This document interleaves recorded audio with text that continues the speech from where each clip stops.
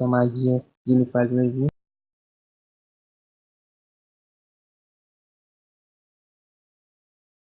Feitiços. O livro ele divide a questão dos feitiços que são ditos como involuntários, e são coisas que a maioria não entenderia dessa forma.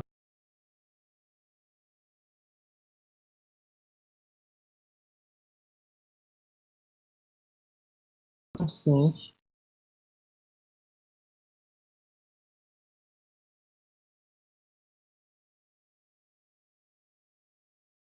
de que nosso pensamento, nossa fala,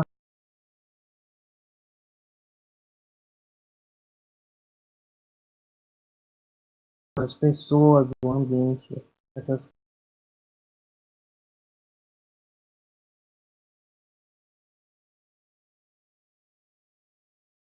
sobre a realização e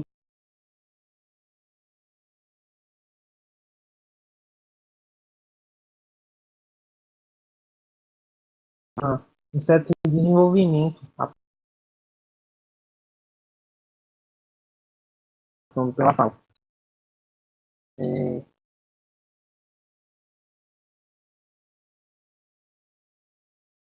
isso ele coloca uma questão de analogia, onde atos de amor vão agir sobre a vontade de causar amor, e atos de ódio vão agir para causar ódio, coisas relacionadas ao ódio. O feitiço, visto dessa forma, ele é uma coisa natural que acontece o tempo inteiro. Na nossa qualidade de humanos, a gente ama, a gente sente sentimentos, alguns positivos, outros negativos. E esses sentimentos, eles muitas vezes vão se converter em fala. E quando a gente fala sobre uma determinada coisa, muitas vezes a gente acaba se convencendo a si mesmo daquilo que está falando, mesmo que antes não fosse uma coisa que a gente tinha tanta certeza assim, no momento que a gente fala, parece que a gente consegue entender melhor aquilo, aprendendo consigo mesmo, digamos assim. E quando isso é feito para outra pessoa, a gente fala para outra pessoa, muitas vezes essa pessoa também é afetada por aquele discurso. E o mesmo vai valer para as atitudes que a gente toma. Então a gente está sempre causando alguma mudança no ambiente, nas pessoas, à nossa volta a partir disso. Pensamento, fala e ação.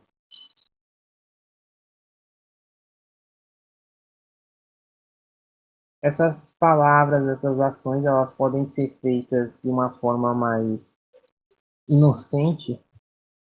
A gente pensa e fala e não refletir o suficiente sobre o que aquela fala ou aquela atitude causaria no outro ou no ambiente.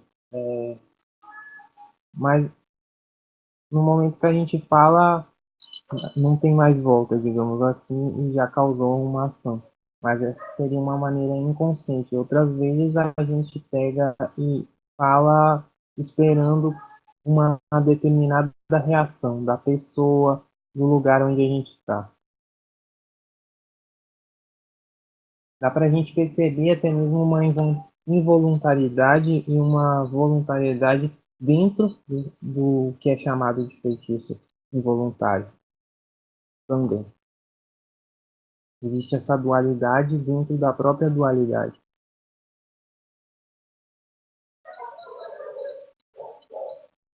Então, todas as ações, elas, às vezes elas são feitas de uma forma mais direta, como xingamentos, demonstrações de afeto, pequenas gentilezas do dia a dia, ou mesmo atitudes egoístas que a gente toma. E a forma indireta vai ser quando a gente está com raiva de alguém, desvia essa raiva às vezes para outro objeto, e de alguma forma a gente acaba usando esse objeto como um receptáculo dessa raiva. É o mesmo que vai ser feito de uma forma voluntária. Em magia, a gente acaba fazendo isso.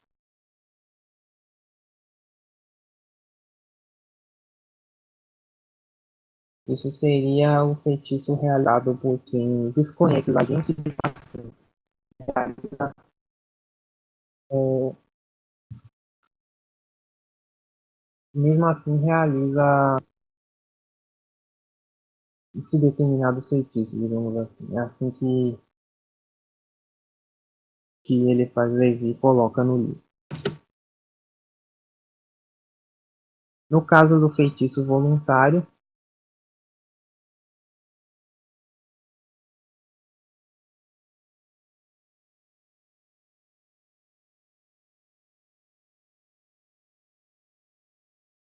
cada intenção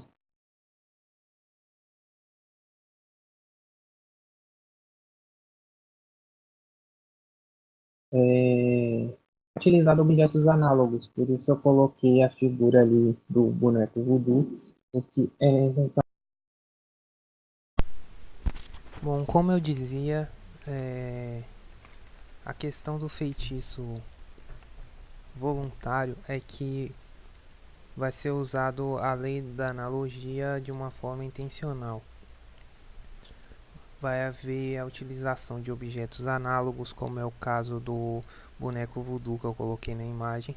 Esse boneco representando uma pessoa seria uma espécie de conexão mágica para que se pudesse agir sobre a pessoa.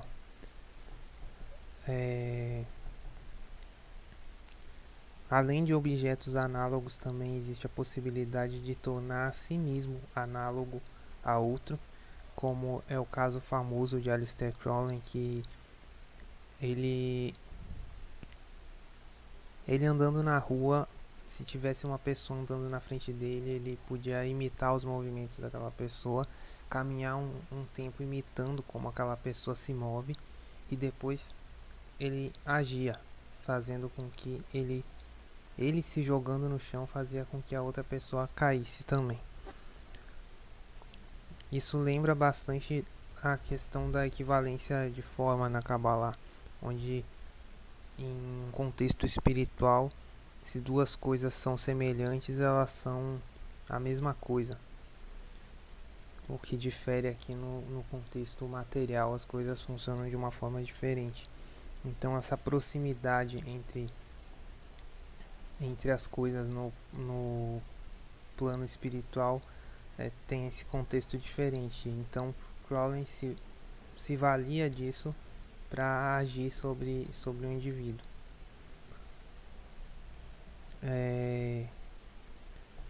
A questão da fala e do ato que eu citei no primeiro slide, aqui funciona de uma forma diferente, porque no feitiço voluntário vai haver uma fala simbólica e um ato simbólico, que ao invés de atuar na pessoa sem intermédio de nada, como ocorre cotidianamente no feitiço involuntário, no caso do feitiço voluntário, vai com uma fala simbólica e um ato simbólico vai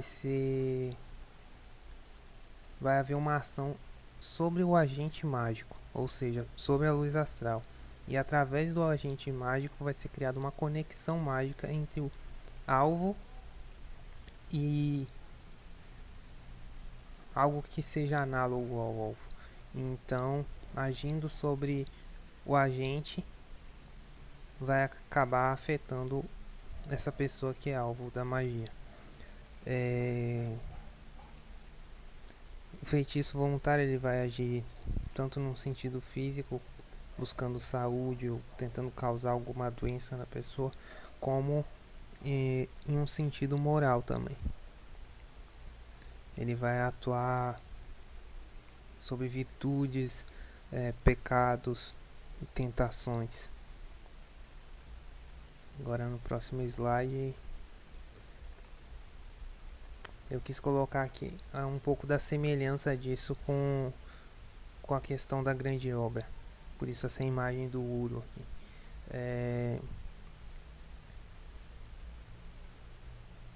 No caso de um iniciado, ele vai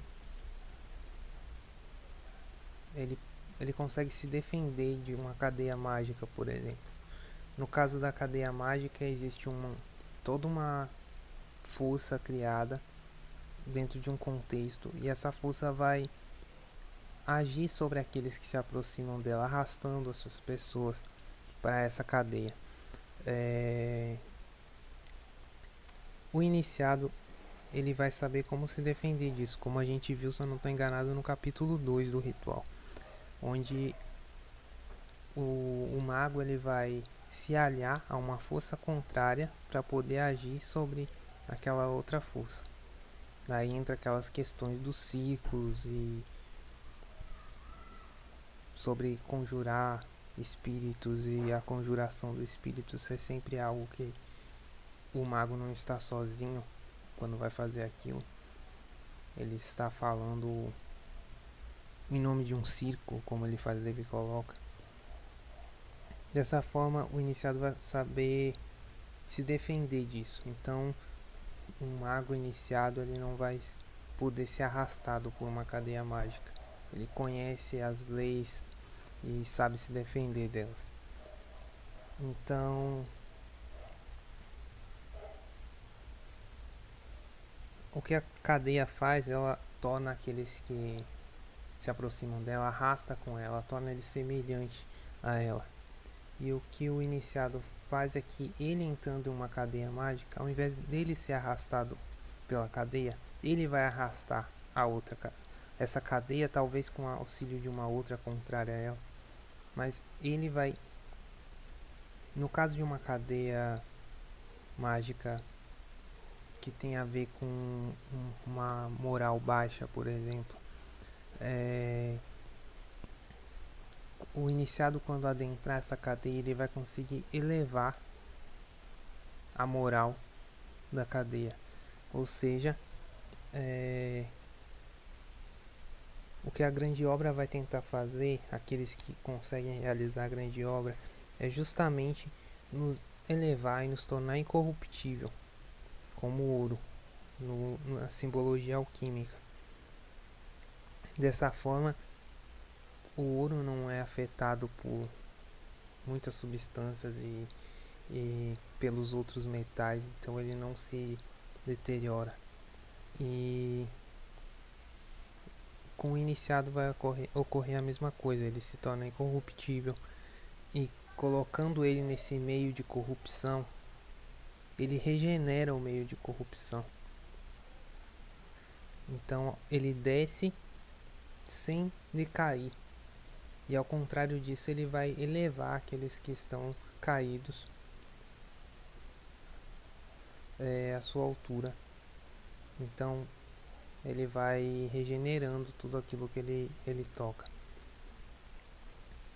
E é justamente utilizando essa mesma regra que foi apresentado na questão do feitiço involuntário e o feitiço voluntário. Então, usando essa mesma regra, a gente pode entender um pouco do que é a grande obra na magia. E era isso que eu tinha para falar. Vou abrir agora para os comentários.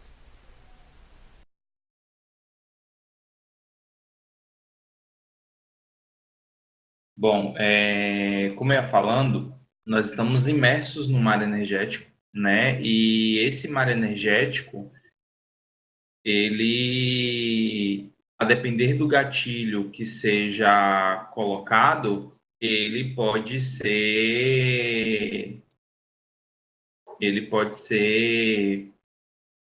digamos assim, acionado, né? E essa torrente energética cria determinadas sensações, como é a sensação de amor à primeira vista, essas paixões que são inexplicadas, enfim, essas sensações de euforia que se dão em determinadas situações e que levam as pessoas a cometer determinadas incongruências, digamos assim, do seu comportamento, porque estão imersas no mar energético, principalmente em locais onde há um grande acúmulo dessas forças, né, locais onde existe uma excitação emocional muito grande, onde existe de fato um incentivo, né, à exacerbação energética, e isso acaba levando os indivíduos a, se determinados gatilhos forem acionados,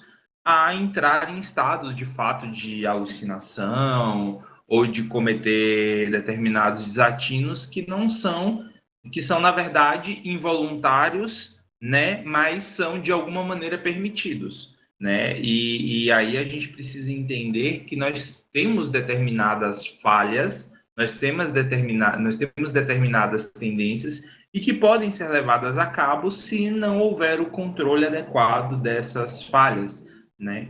Então, por isso que como o Neil colocou, em determinado momento, é importante que se o indivíduo estiver envolvido com determinadas pessoas de má conduta, ela pode acabar enveredando pela má conduta, porque ela existe a inclinação nela, existe todo um contexto energético que está direcionando o indivíduo para aquele ponto, e aí vai acontecer fatalmente dele cometer determinados comportamentos e que, na verdade, você acha que a pessoa não teria condições nem capacidade de assim o fazer, mas faz porque determinados gatilhos energéticos foram acionados, e aí existe a incidência da luz astral, é como se fosse a luz astral fosse um grande combustível para determinadas situações, né?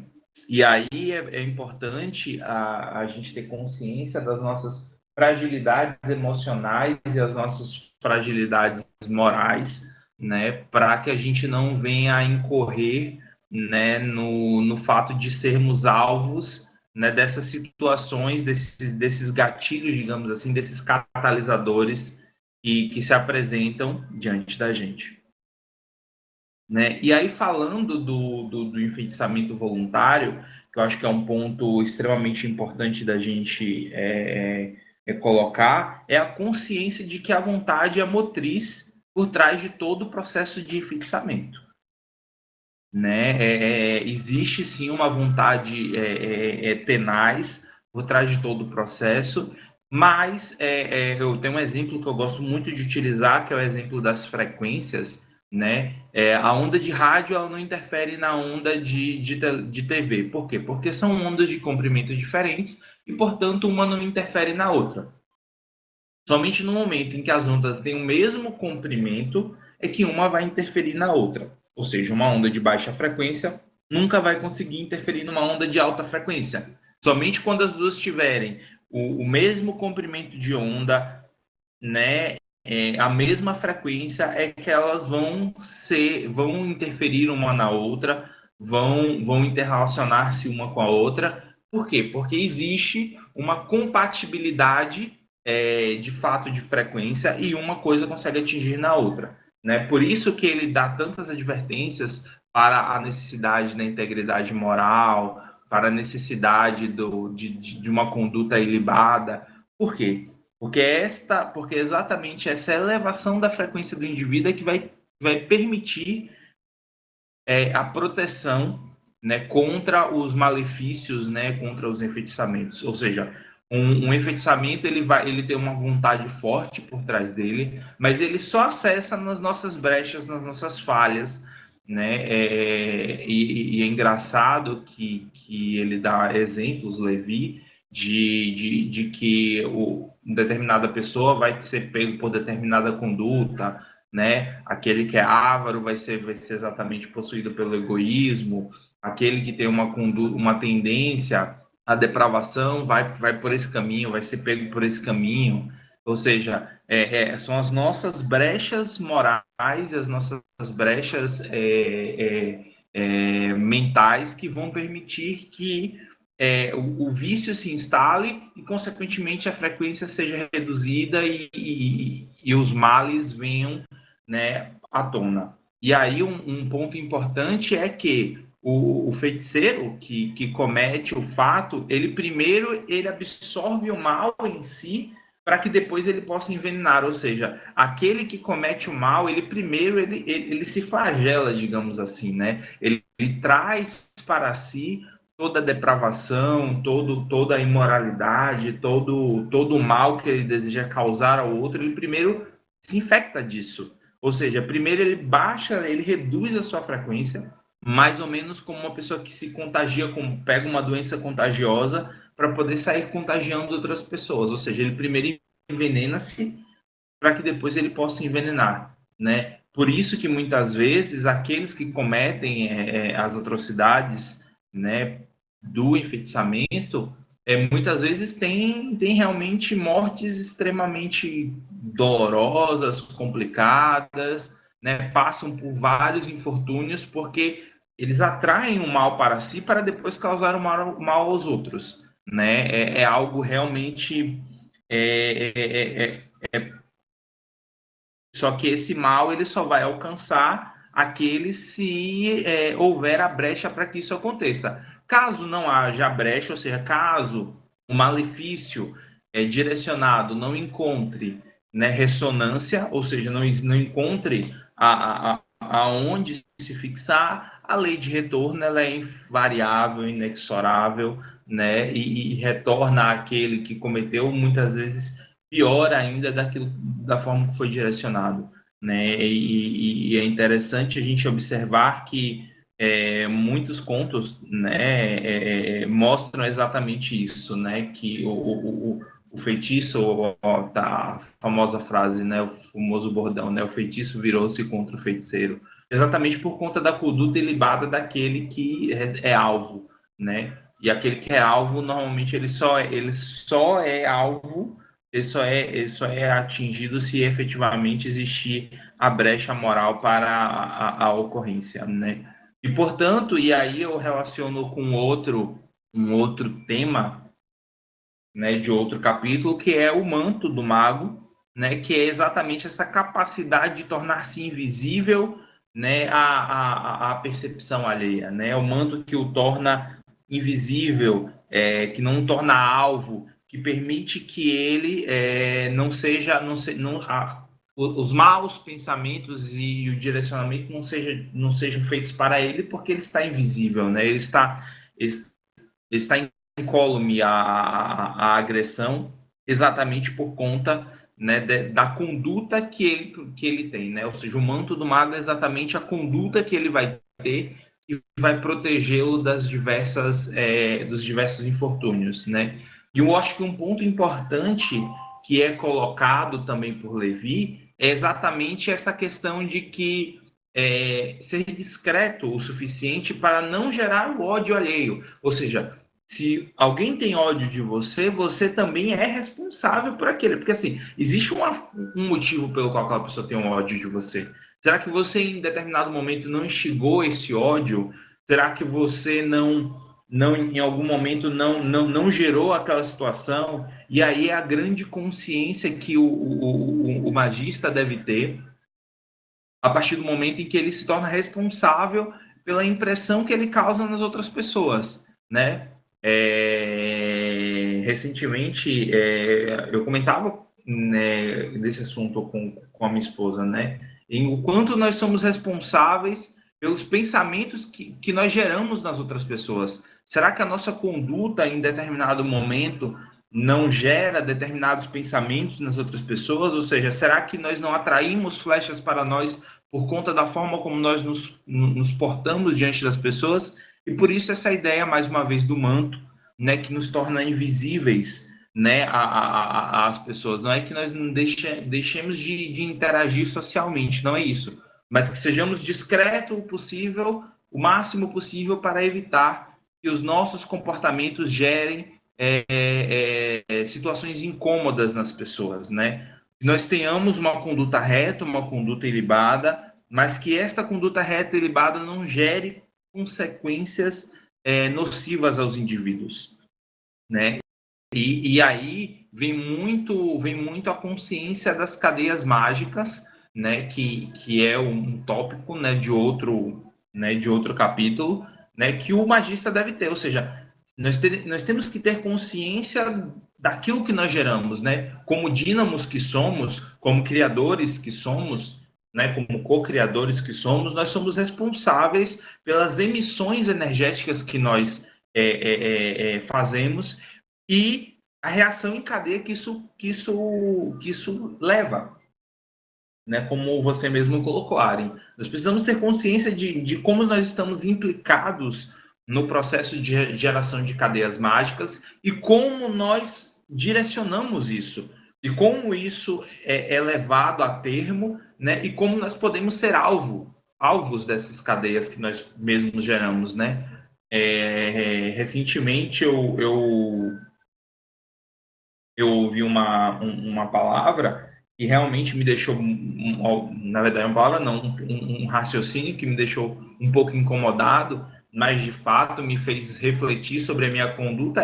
Se um tijolo cai em sua cabeça, você é responsável porque o tijolo caiu na sua cabeça, né? O tijolo é uma força da natureza, e como tantas outras forças que nós estamos imersos, e a consciência de que nós estamos imersos num campo de forças, né? E que nós nos colocamos em direção dessas forças e que sofremos as consequências dessas forças. E a consciência dessas forças nos permite nos movimentar dentro deste campo, né, energético, desse mar energético que nós estamos imersos, e podemos estar contra a corrente, digamos assim, ou, né, a favor da corrente, né, não sendo empurrados pelas forças da natureza e sendo alvos de determinadas situações, né? E aí eu acho que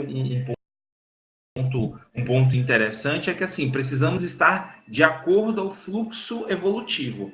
A partir do momento em que nós vamos de encontro ao fluxo evolutivo, é como se nós estivéssemos andando na contramão de uma via. E quando andamos na contramão de uma via, a colisão é inevitável, né? Então, estejamos conscientes das forças que estão ao nosso redor, né? Para que nós não sejamos alvo exatamente dos pontos de colisão energéticos, né? E aí, o magista é aquele que é capaz de direcionar alguns fluxos, desses fluxos, aqueles que estão sob sua responsabilidade, e não ser alvo de determinadas situações, né? Eu acho que pontos da apresentação do Neil, eu acho que são importantes de citar aqui, que tudo começa no plano mental, né? E desde o plano mental já é possível, né, que o mal seja causado e que precisamos estar conscientes disso, ou seja, conscientes dos nossos pensamentos, conscientes daquilo que nós nos tornarmos responsáveis por aquilo que pensamos, né? Um outro ponto importante que nós precisamos ter consciência do efeito de transmissão energética que pode acontecer, né? E eu acho que um exemplo que ele dá, que eu acho que é extremamente interessante, é de crianças que dormem na mesma cama, né? E que o mais saudável normalmente rouba a energia do mais fraco, né? E consequentemente também como alunos dentro de uma sala roubam a inteligência, ou seja, a forma, a predisposição de cada um dos indivíduos nos torna vampiros ou vítimas de determinadas situações, né? Ou seja, os nossos defeitos, as nossas fragilidades e as nossas potencialidades podem causar um processo de transmissão energética que é preciso ter muita consciência, e por isso é preciso observar bastante a nossa conduta, né? E a outra situação que eu acho que é importante a gente falar são os elos simpáticos que nós criamos, né? O exemplo que o Neil deu foi o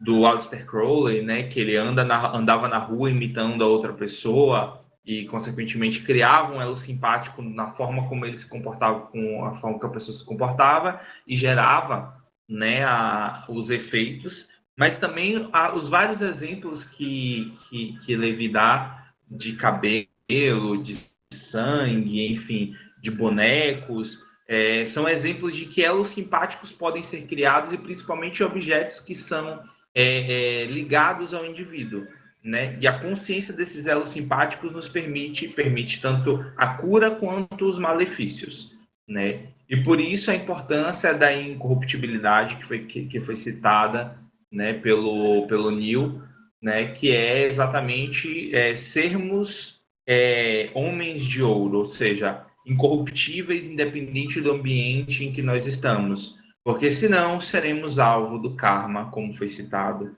pelo Aren, né? Se nós nos permitirmos determinadas situações, a lei é inexorável. O karma é exatamente a força que nos impulsiona para voltarmos ao Dharma, né? Que é o caminho que nós deveríamos seguir, né? O karma é como se fosse uma força que nos atrai nos empurra, melhor dizendo, né? Nos atrai não, nos empurra para o Dharma, né? A partir do momento que nós desviamos do caminho do Dharma, o karma age como uma lei de correção de rota, né?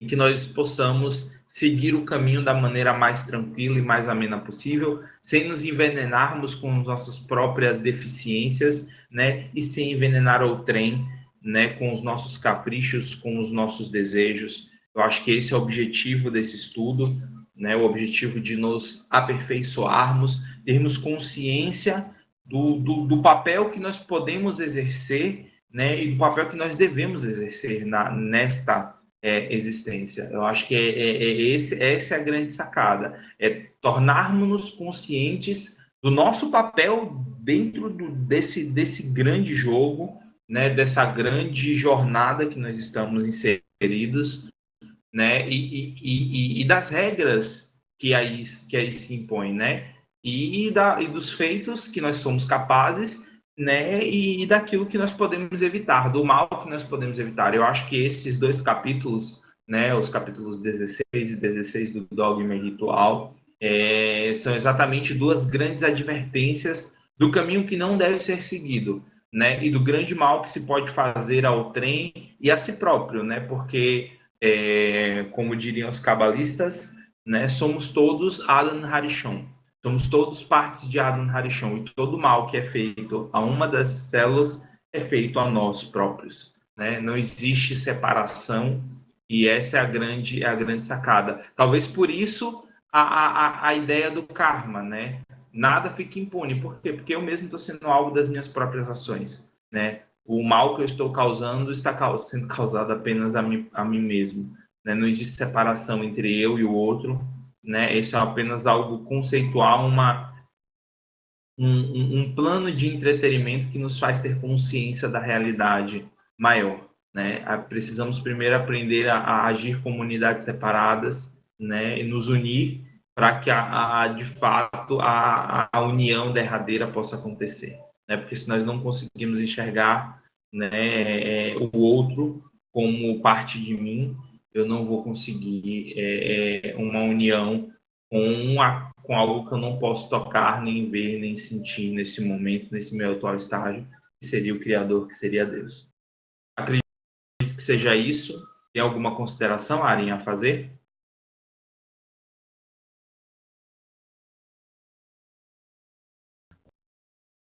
Nenhuma. Ok, então eu vou encerrar e passar esse material para o Nil, para ele acrescentar o material que ele tem gravado, tá bom? Ok. Obrigado, boa noite e até a próxima. Boa noite.